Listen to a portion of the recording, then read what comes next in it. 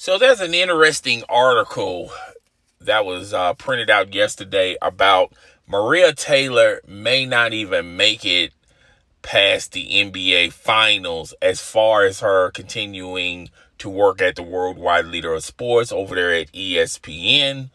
Uh, ESPN gave her another offer. It was $3 million. And if you've been following my content, I speculated that their next offer was going to be $3 million. For those out there who's been living under a rock, allow my brother to explain. Maria Taylor, I believe it was almost 2 years ago, ESPN offered her $5 million. She turned that down in the middle of the pandemic. And, well, just when the pandemic started. And ever since then, they've been at the negotiating table, and ESPN has came down from their first initial offer, $5 million, down. There's been some reports going as far as low as $2 million a year. For all those who are not also aware of this, of Maria Taylor's contract, her original contract, she's making, well, her soon to be expired contract, she was making $1 million a year. So for her to be offered $2 million and their final offer is $3 million, that's like 3 times your pay. Now, Maria Taylor wants Stephen A. money. Stephen A. is making $8 million a year. I think it's $7 to $8 million a year. And I told you guys what I feel about that. Only a select few people are going to command $8 million or $7 million a year, particularly in sports entertainment. Not only the pandemic has affected, a lot of things outside of entertainment, but it's also affected entertainment. And a lot of corporations are going to use this excuse as far as re-upping analysts or personalities as far as contract extensions. Marvel has came out and said that they're not going to tie down A-list stars to do their Marvel movies to sequels. They're just going to do a one and done and see how the character fits in other movies. And everyone is pretty much pinching pennies, particularly in entertainment, especially sports entertainment. Okay. And ESPN has been hemorrhaging money even before the pandemic. And for her to get a $5 million offer and she's going to turn that down thinking that, she thinks she's deserving of $8 million. That's a bit of a reach. I wouldn't have, if I was her agent, I would have probably took that initial offer because, truth be known, she'll be overpaid if she accepts the $5 million offer. But that offer is no longer on the table, and what's on the table now is $3 million. She can take it or leave it. She does have other options, such as working for NBC, as well as Amazon. I feel like between the two, I think it's going to be very difficult for her to work at NBC. I think their biggest stage as far as sports leagues go is their coverage with the NFL. And NBC is set to hire Drew Brees. I don't know how that's going to play out if she's going to be the sideline reporter doing NFL games because of her initial statements about Drew Brees, about the flag issue and her opinion about it. And basically she kind of said that Drew Brees don't like black people. Basically, if you read between the lines, that's what she was referring to. So I don't know how that's going to work, by the way. But Amazon could be very intriguing for Maria Taylor. Now they're into the sports entertainment field, and that's going to be their, A-list star. I don't know who else is signed on to Amazon. But I feel like her viewership is going to be cut in half because most people gravitate to Fox Sports 1 or ESPN, and then any viewers left over, the rest of the leagues and the networks are going to divvy up between the rest of those viewers. And like I said in my on several videos, I feel like Maria Taylor is attractive. She's beautiful. She's intelligent. Okay. But I just don't feel her talent is worth $8 million a year. And I just don't feel what she's bringing to the table, as well as her talent, is even worth $5 million a year. She should have just took the $5 million offer, particularly when ESPN has been in the news telling other personalities at the worldwide leader of sports to take pay cuts. Kenny Mayne left the company because they asked him to take a pay cut, and he chose not to. Mike Golick had to take a pay cut, as well as take a cut in assignments. Okay, so ESPN is shuffling the deck, trying to no longer hemorrhage money. Disney has been watching what ESPN is doing over there. At first, they just don't care. They just gave them a blank checkbook, told them to write whatever figure they want. But if y'all want to say it's the pandemic, it could be a combination of the pandemic. Their ratings have slipped some, and they're not making the money that they was making 10 years ago. Okay. However you want to, whatever excuse you want to use, those are your excuses. So Maria Taylor is probably going to be gone, and she's going to be moving forward. And I feel like the two biggest jobs at her disposal is the NBC gig or the Amazon gig. CBS has been kicking the tires around. ABC, even though ABC and Disney and ESPN, they're really one umbrella. I'm surprised ABC hasn't picked up on Maria Taylor, maybe putting her on Good Morning America or something like that. But they're not even kicking the tires around of a Maria Taylor just going to ABC. She can do ABC, like Good Morning America and maybe sports updates or things of that nature. Particularly the clientele that she attracts is are casual sports fans who really don't watch sports. They're not really hardcore sports fans. They only watch sports when it's the big one, like the Super Bowl or the NBA Finals or the World Series or wherever the case may be.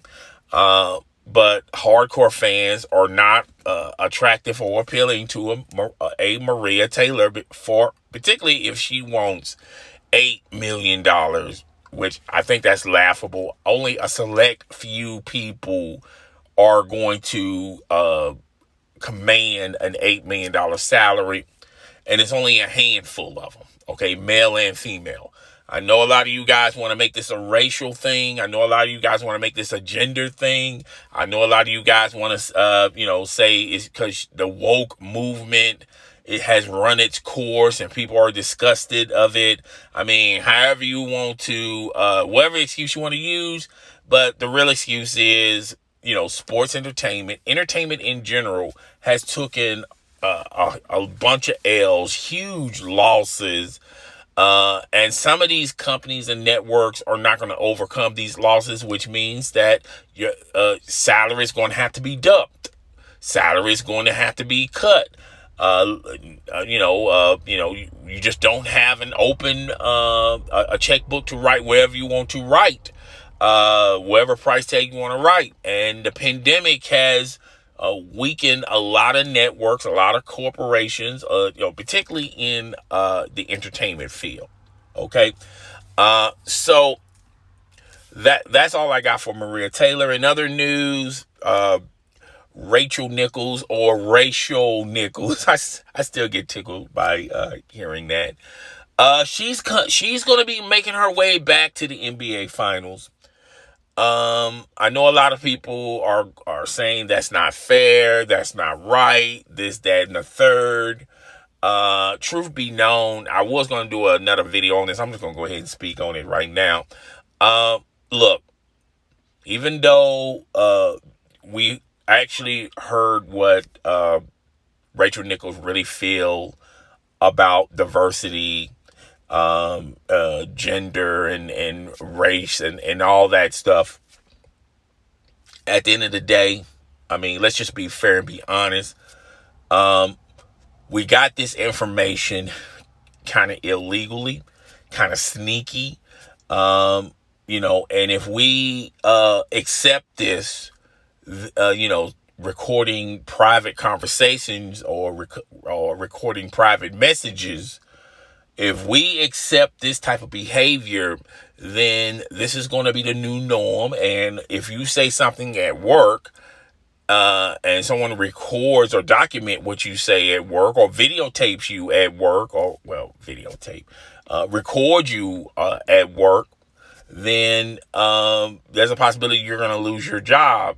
And that's going to, I feel like we shouldn't advertise that this is acceptable behavior.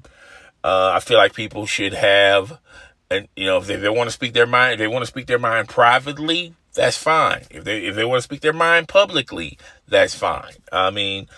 Anyone that's down or feel that this is acceptable, I can go on YouTube.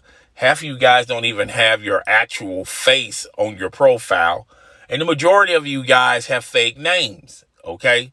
But you want to, but you feel like it's okay and cool for an influencer or personality star, whatever, athlete, whatever, and it's okay to violate their rights and their freedom to actually hear what they really think and what they really feel. It was kind of done kind of sneaky, and a lot of people are implying that someone in Maria Taylor's camp put that out there, put that in the atmosphere. And is it a coincidence or a coinkydink? When this was put out in the atmosphere, she had like 2 weeks left on her old contract at ESPN somehow, some way. And the only person that would really benefit from this info is a Maria Taylor. And ESPN is not budging. And I told you guys that in the other videos. I feel like this is a bad incident. This puts ESPN in a bad light between what Rachel Nichols said, even though this was her private, this was supposed to be private, and it ended up being recorded and documented, and now the whole world sees it. Even though it put ESPN in a bad light, they had to do something. They couldn't really suspend Rachel Nichols on those grounds because that's illegal, and she has every right to fight that in court. She would have won in court. So there was little ESPN can do. I felt like ESPN went to Rachel Nichols and said, "Hey, won't you take a couple of these games off?" And I feel like Rachel Nichols said, "Yeah, I'll do that," to get away from it. But she's coming back to the NBA Finals. There's little they could have done as far as suspending her. And I feel like this is going to be the last. This is going to be a sweep. I feel like we got 2 more games left, and those are the last 2 games you're going to see of Maria Taylor. She's going to move on to bigger and better things. I wish her the best of luck. But wherever she moves to, she's not going to get $8 million. Now, to save face and to save value, she's going to re-up to one of those, either NBC or Amazon, and they'll probably give her $5 million, or they'll give her something close to $5 million, and she's going to call it a come-up, but it's really not a come-up because you really wanted $8 million. You wanted Stephen A money, and she's going to go on social media and say, "Oh, I didn't really want Stephen A's money. I never mentioned that. I never said that. I was just happy with whatever offer." If you was happy with whatever offer, then why you didn't accept the $5 million? And this is a pure example of you're playing yourself. You just played yourself out of the best contract you could have possibly got. You was stealing money from ESPN. Okay. So for them to give you $5 million and you turn it down, and now you want Stephen A money, and then if you go back to ESPN, you're going to be making close to 3. Even though that's still a good come up, you're making 3 times what you made on your other contract. Any other time on any other day, that would be a huge come up. But for Maria Taylor, $5 million wasn't good enough for her. She wanted $8 million, and she settled for $3 million. Now, how you going to make that make sense on social media? Okay. So I wish Maria Taylor the best of luck. I don't have no issues with her. I mean, I think she's a stand-up person, cool lady. Like I said, she's very attractive. She's, she's highly intelligent. She speaks her mind. She says her piece. But at the end of the day, she's not worth $8 million. There's only a handful of people, male or female, that's going to demand that type of money. There's only a handful of people in entertainment. Let's forget sports. In entertainment, it's only a handful of people, male or female, that's going to get to that stratosphere of $8 million. Okay. And Maria Taylor's just not. Yeah, everyone's going to light it up in the comments section. They're going to say this, that, and the third, whatever. I'm cool with it. I'll read your comment. I'll try to comment back. If I don't comment back, you know how I do it. I'll hit you with a thumbs up, even though it's good, bad, or indifferent, hating, or if you love it, I'm just going to respect your criticism, your critique, and that's fine. Okay. So I'm about it here. I'll talk to you guys later. Deuces.